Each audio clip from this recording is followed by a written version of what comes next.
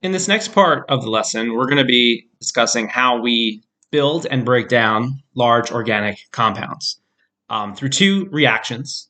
And those reactions are called dehydration synthesis and hydrolysis. So last time we talked a little bit about the functional groups, okay? And it's important to recognize that just the presence of different functional groups on organic molecules can change a lot what they do. So you can see that testosterone is an example of a steroid, which is an organic molecule. It's a lipid. And the presence of this methyl group here and the presence of this oxygen on the end make this molecule testosterone. Notice that the backbone or the shell, carbon shell of the molecule in estradiol or estrogen is the same. The only thing different is the absence of this methyl group and the presence of this hydroxyl group, and it totally changes the compound. So we have testosterone and estradiol. Testosterone is a molecule that causes all the male characteristics in males, and then estradiol causes female characteristics and the development of secondary sex characteristics in females, and the presence of those methyl groups leads to that difference, or the absence, of the methyl group and the presence of the hydroxyl group. So just showing you how important different functional groups are when we're discussing organic compounds. Okay, so in this lecture specifically, we're going to talk about how we create organic compounds, or how we synthesize. I shouldn't say create, because we're not creating matter, we're just putting things together. And it's important to recognize a few terms here. And these are generalized terms when we're discussing large and small organic molecules. So small organic molecules are known as monomers, okay? And these monomers are essentially the subunits that make up really large organic molecules. So really large organic molecules are things like carbohydrates, or things like fats, okay? Proteins, and they're made up of small parts, okay? Those small parts are the monomers of those large organic compounds. So for example, carbohydrates are made up of simple sugars. Okay, so the large molecule is made up of small monomers that are simple sugars, right? Or subunits. You can remember that prefix mono, right? So mono, that prefix means one. Okay, so mono tells you that it's one small part. Long chains, so if we take a bunch of monomers, some units, and put them together, we get a polymer. And the prefix poly means many. So that's supposed to be an arrow. It means many. So maybe in social studies class, you learned about a polytheistic religion or a monotheistic religion. So a polytheistic religion is one that worships many gods. A monotheistic religion worships one god. So many, poly, mono, one. So a long chain of monomers put together makes up a polymer, right? So if I had, a bunch of little squares here, these are all individual monomers, right?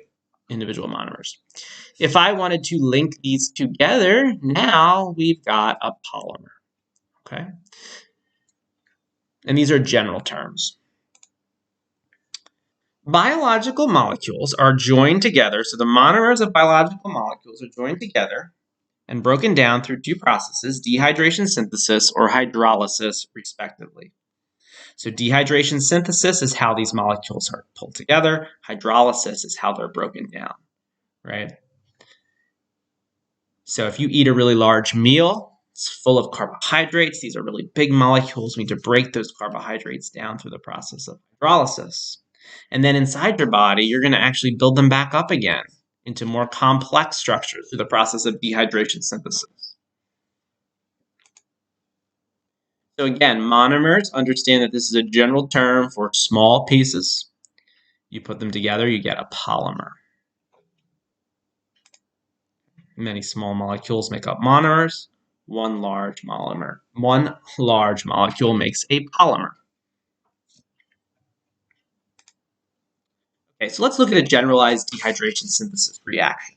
Okay, so again, dehydration synthesis. Look at the word. If you look at the word dehydration, right? You know what dehydration. You know if you're dehydration, right? If you're dehydrated, it means that you don't have enough water.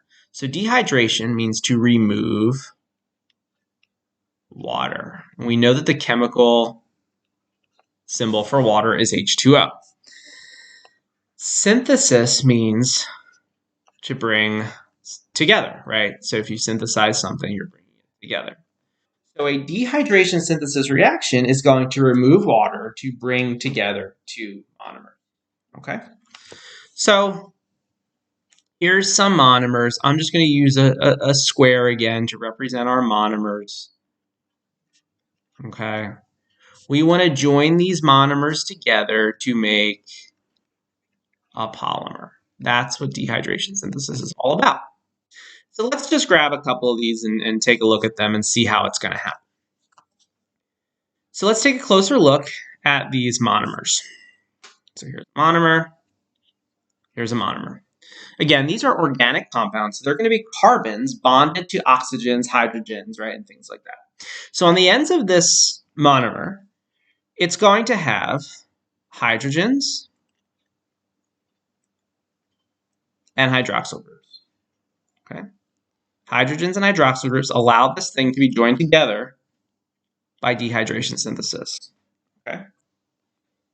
So in this process, what's going to happen is we are going to take the water out from in between these two monomers, and that is going to allow for open ends of these bonds to form and join the monomers together.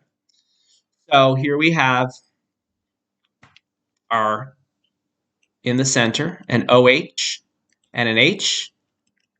Okay? We can pull that out. Okay, and the water, the HOH, is removed. And what that does is it frees up these two ends now to bond.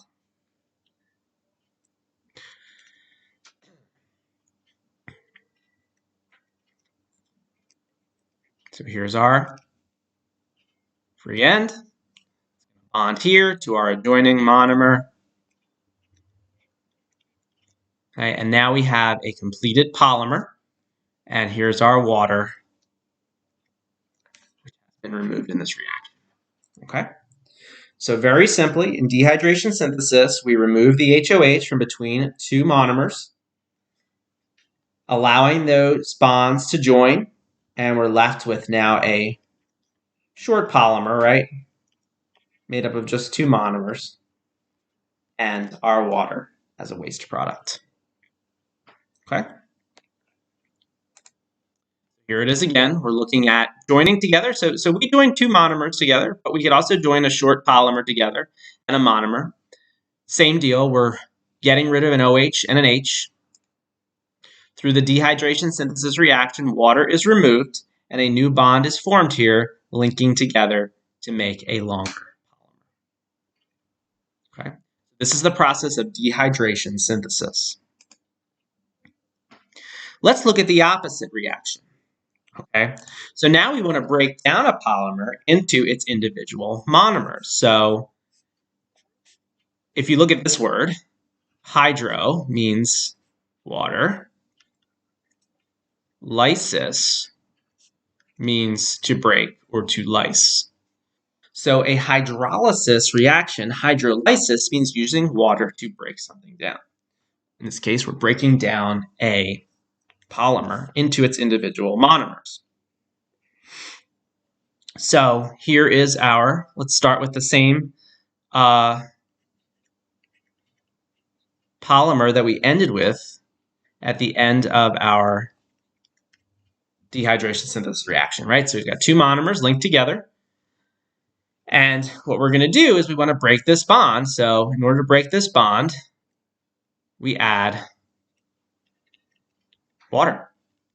Okay, we add HOH. We'll show that in our reaction, adding H2O. And what happens is when we add that HOH to this, okay, we end up with what we started with in the previous reaction, two monomers. Okay? And there's our water that we added in, stuck on the edges of that, those two individual monomers, okay, right here to break this bond. All right, so this is the opposite of what we did in dehydration synthesis, where we removed the water to join them together. Now we are adding the water to break down into the individual monomers. Okay. So here is our starting polymer. Hydrolysis breaks the bond. And in this case right here is where it's going to be added. OH and H are added to the respective molecules to.